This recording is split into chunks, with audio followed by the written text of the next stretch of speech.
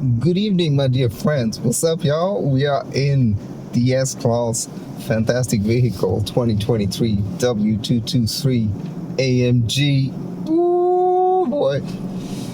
Now, for those who don't know, this is the greatest car in the world. I'm so happy with it.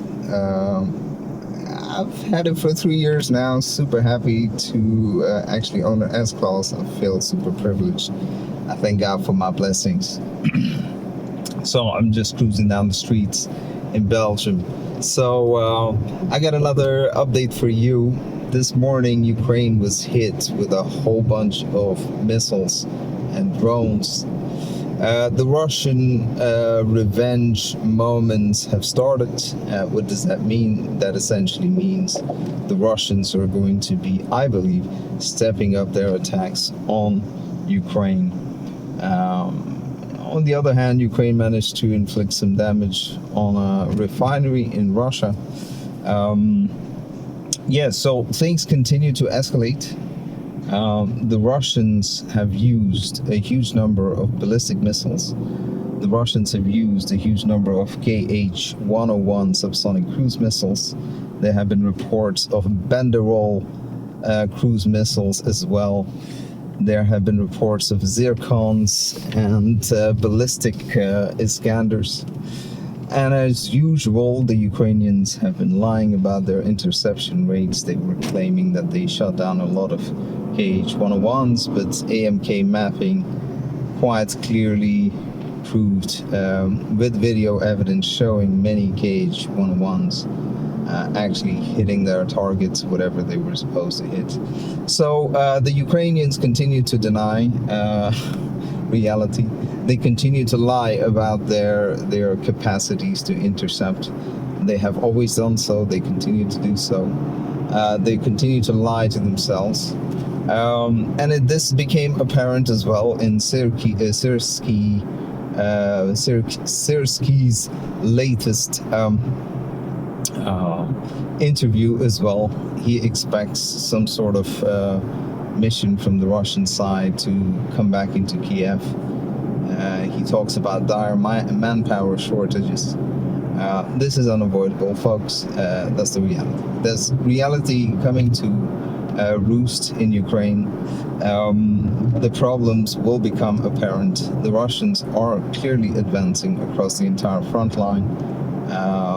There have been some setbacks towards Stepnohersk in the Zaporizhia region, but in those areas the Russians continue to just deny the Ukrainians, and they make it painful to continue to do so. There are reports of several thousand Russians encircled or cut off from supplies in Crimea.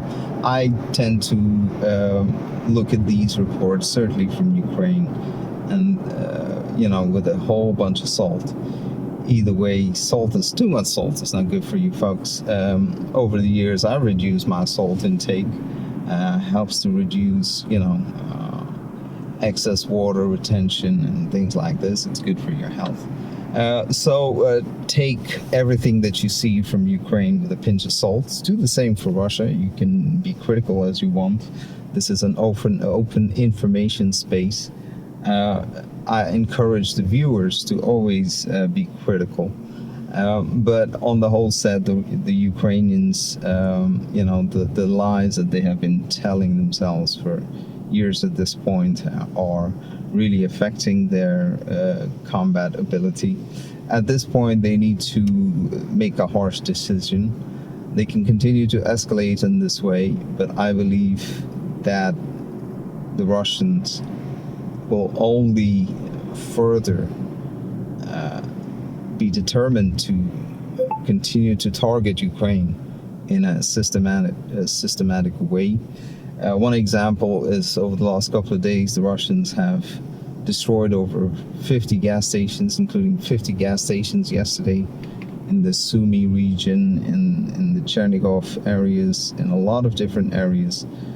Gas stations across key highways have been targeted, destroyed totally. So the Russians are inflicting a huge amount of damage. I expect that over the next few weeks, the Russians will more or less destroy every major gas station, all the way from, on this side of Dnipro, on the eastern side. So they will continue to target military, and, there are rumors that some of these plants in Kiev are regions where flamingos and other weapons are being made, and all kinds of other, weapons and things are being assembled over there. There's a giant fire going on in Kiev, a lot of secondary explosions in many of these targeted sites. I wonder why that happens. The Ukrainians keep claiming, oh, these are civilian areas, but every time something gets hit, it's followed by dozens and dozens of secondary explosions. It happened the last time. It happened this time as well. So the denial continues. The madness continues. They want to continue fighting. They're all happy in Ukraine that the Gripen is coming with a meteor and things like this. I believe the Gripen is a capable aircraft, very nice, small, versatile, stealthy, very capable. And the Russians will treat it with the same kind of respect that they treat every other, aircraft that has been deployed in Ukraine. And they will take that threat seriously. And they will put that BVR knowledge that they have been racking up over these many months and weeks and years, they will put that to very good use. I believe that the Russians have been gaining a huge amount of advantage, including a MiG-29 being shot down, and the longest BVR kill so far, I believe, at over 190 kilometer kill with an R-37 on a MiG-29, and shot down by Su-35 just 3 days ago. A couple of other MiGs were also targeted at air bases. This seems to be that the Russian strategy of replacing the so-called Starlink. They have their own analog, and more satellites are being pushed into space, which means that sooner or later they will have the capacity to target deeper into Ukraine, because they will have digital, internet, high-speed internet guiding their drones. And sure, there may be counters to that through jamming and all these other things, but they will continue to degrade, they will continue to adapt, both sides continue to adapt.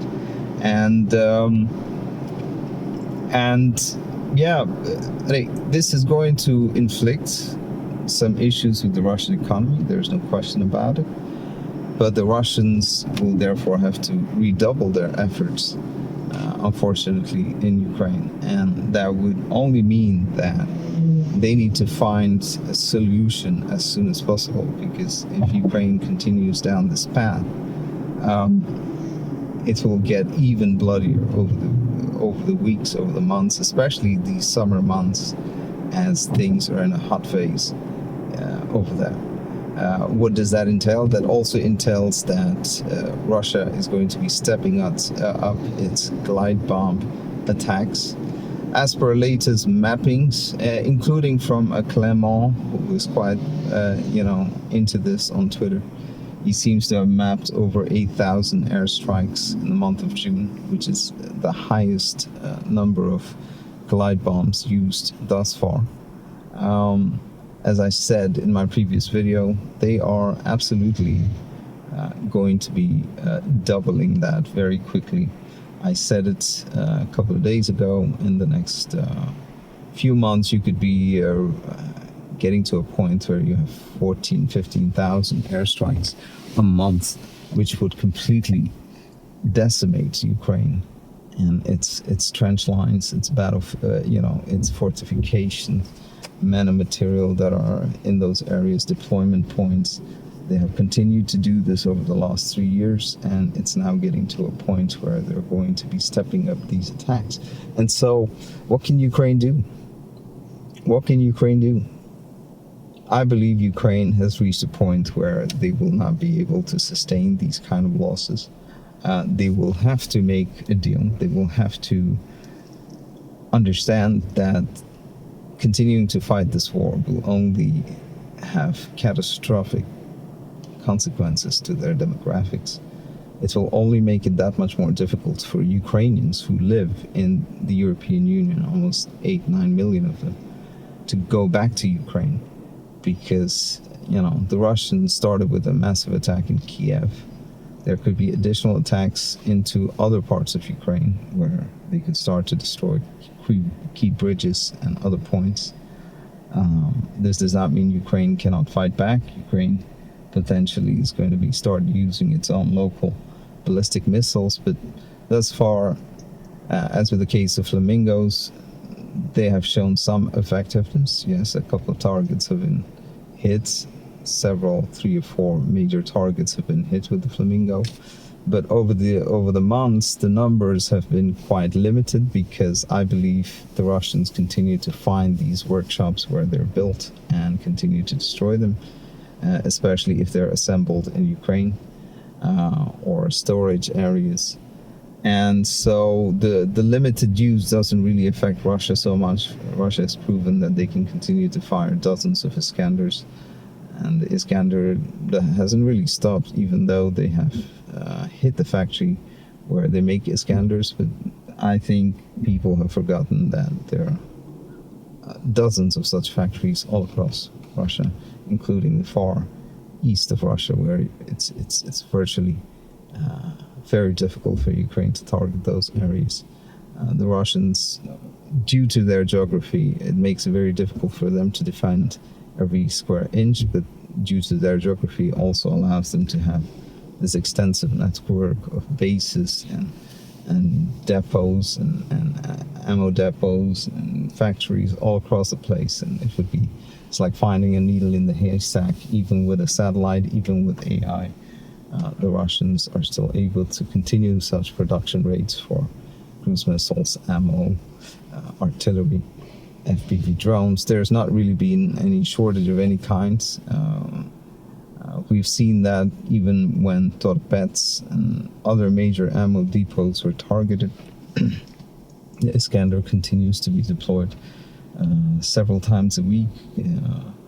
And during the strategic or more deadlier missile strikes, they tend to fire off these weapons.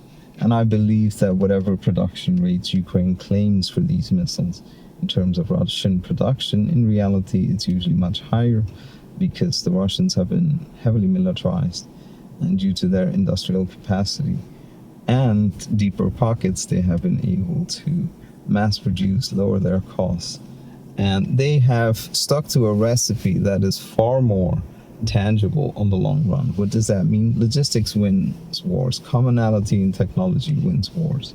The Russians continue to upgrade their basic fleets of tanks, be it T-64s, T-90s. They have commonalities in engines, they have commonalities in barrels, they have commonalities in artillery, something that Ukraine doesn't. Ukraine has a hodgepodge of all kinds of artillery systems. It's going to soon have a hodgepodge of all kinds of aircraft. They are talking about Gripens, they're talking about MiG-29s. They have to operate some flankers, they are operating some Mirages. These things increasingly become very difficult to sustain.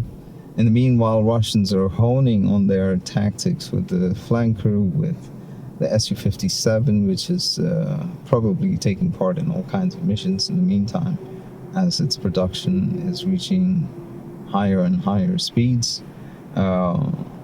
So the Russians have a head start in a lot of different things, be it supersonic cruise missiles. I mean, all these kind of missiles that you don't really see a lot being used in Ukraine. You can bet your bottom dollar there's a lot of ammo dedicated for NATO purposes, because whatever we see being used in Ukraine cautiously, which is why it is a slow grind, it's a slow attritional war, is because Russia has always considered NATO to be the bigger threat, and they always have a surplus amount of ammunition to cater to NATO, which is completely different. So so for people who are saying, why did Russia wait so long to escalate and things like this? It's like Putin has said it. President Putin has said this many times. It's a strategic, very calculated operation that's happening in Ukraine, primarily because they do not want to destroy the whole place. Ideally they would like to take the place. There have been cities that they have taken with, destroying less of the city. If the Ukrainians just run away, it's good for them. That's their way of thinking. Does this mean this new set of attacks are going to be more audacious? Yeah, absolutely. If Ukraine continues to target Russian refineries like it's doing, okay, the Russians will target deeper and deeper, and it will get more intense. Now, at this point, there are some NATO members, there are some folks in Estonia and all these people. We're going to help the Ukrainians. We're going to, you better watch yourself, really. I mean, I like, what are you hoping? You see, Article 5 is a defensive pact, which means if you are attacked, we will all come to your defense. But if you were found culpable in an attack on them when you had no business putting yourself in that position, you are going to be smacked and nobody's going to come to your rescue.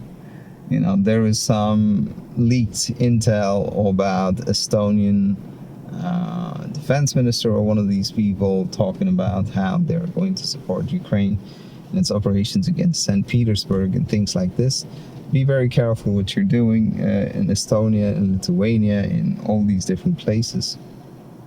If you are an active participant, don't expect the United States to come save your butt. This is not going to happen. The United States is not going to risk total all-out war with Russia when they had a very tough time in Iran.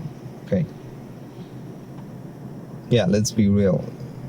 It is operationally, they are capable of bombing the stuff out of Iran, but Iran was no slouch. Iran destroyed a huge amount of aircraft, billions of dollars worth of aircraft, millions of dollars worth of drones just in a few weeks. And this would have just gone even worse.